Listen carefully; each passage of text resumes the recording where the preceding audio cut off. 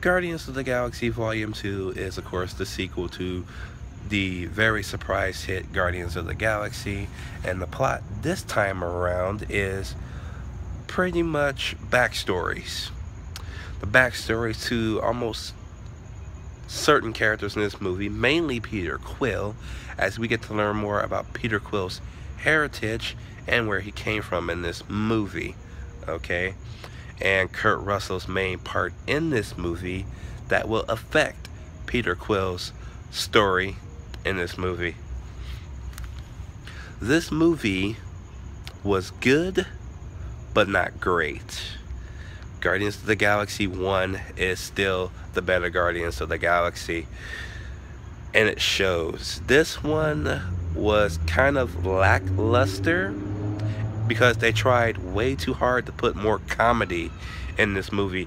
That was a big downside right here, was the comedy, because some of it was very good, some of it was cringeworthy, and all in all, it was all poop jokes and other immature little crap that didn't need to be in there. I didn't need to know Drax takes a dump, okay? I kind of figured he would have already, but the fact that they point that out right at the beginning of the fucking movie, I'm like, oh no, this is what we're gonna get. He has sensitive nipples. Why do I need to know he has sensitive nipples? Why? Why was that a thing? I know that was James Gunn's wacky writing. He tried to get that in the first movie, but there was a reason why they edited that out in the first movie. So he made it a thing to put that in the second movie. And of course, it's at the very beginning of this movie too. Now, I know I sound like I'm nitpicking. I'm not. I just don't like certain aspects that this movie went with. The story, I like that part, because that's the part where we learn about Peter Quill, aka Star-Lord, and Kurt Russell's character in this movie as Ego. Now, in the comics, spoiler alert if you haven't read the comics, Ego is also known as Ego, the Living Planet. So when I heard he was playing Ego, I'm like, isn't he a giant planet? How is that going to work in live action? And by now I should know not to doubt Marvel.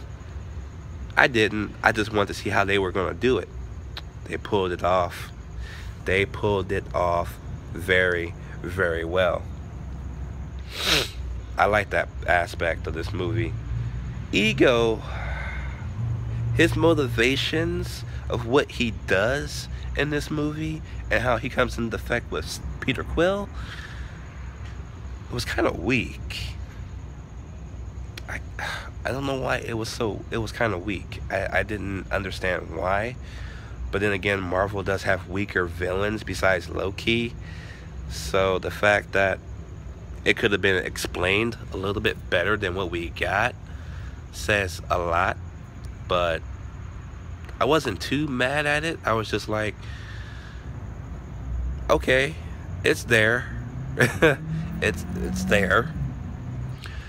Kurt Russell is awesome in this movie. Acting in this movie is great. I'm not going to say anything bad about Kurt Russell, because Kurt Russell is an awesome actor. He's a legend now in Hollywood. So he's getting older, so he deserves his spot in that category. So hell yeah.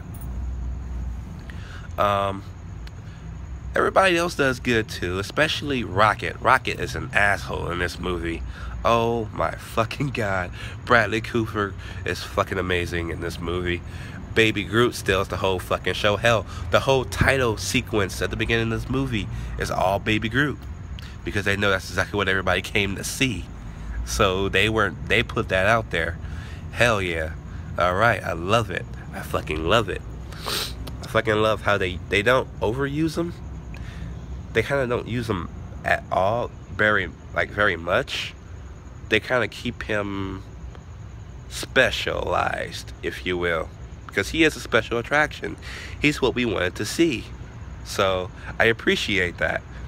I appreciate what they were going to do with him at the end of the movie too. So Hell yeah. I'm pretty sure Marvel's going to have something to do with Howard the Duck pretty soon. Howard the Duck comes back twice in this movie. Inside the movie and at the end during the credits. So I think we're going to have Howard the Duck at some point. He can't just... It's got to be a sign. He's coming.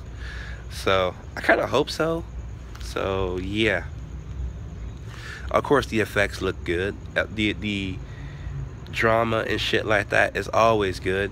Now there is a side plot in this movie with a bunch of gold people that starts at the very beginning, where of course Rocket steals some stuff from them and now they're hunting them down. But I really didn't give a fuck because this was all about Peter Quill's story, so we get to learn more about him. That was the only thing I gave a fuck about. The gold people, fuck off. Now I know they're probably going to be the next main villains in Volume 3, because Volume 3 has already been announced before Volume 2 came out. That's no surprise. So we'll find out how well they do I'm calling them the gold people, by the way. We'll find out how well they do the gold people in Volume 3. But in Volume 2, they were kind of wasted. I mean, they used remote control drones to chase after them. So yeah, it looked like a fucking video game. I guess that was the point, but okay. Volume 2 is a decent entry in the series. It was just kind of a letdown, to be honest with you. I will give Guardians of the Galaxy Volume 2 a B+, because I still enjoyed the movie. It just it didn't have that spark that worked in Volume 1. They tried way too hard to make this one more funnier, more relatable and stuff like that, but you didn't have to do all that. You could have just been yourself, to tell you the truth. Let me know what you guys think about Guardians of the Galaxy Volume 2 down below. Did you like it? Did you not like it? I will see you guys at the movies, and you guys have a great night.